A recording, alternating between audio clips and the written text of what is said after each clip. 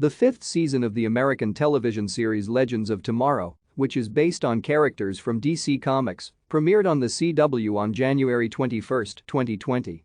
The season will consist of 15 episodes, which includes the special episode produced for the Crisis on Infinite Earths crossover before the season premiere. It is set in the Arrowverse, sharing continuity with the other television series of the universe, and is a spin-off of Arrow and The Flash.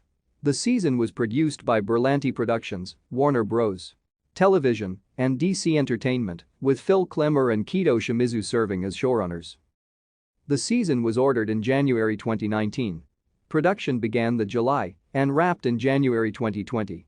Principal cast members Brandon Routh, Katie Lotz, Macy Richardson Sellers, Tala Ash, Jess McAllen, Courtney Ford, Amy Louise Pemberton, Nick Zano, Dominic Purcell and Matt Ryan return from previous seasons, while Olivia Swan was promoted to the main cast from her guest status in Season 4. Thank you for watching.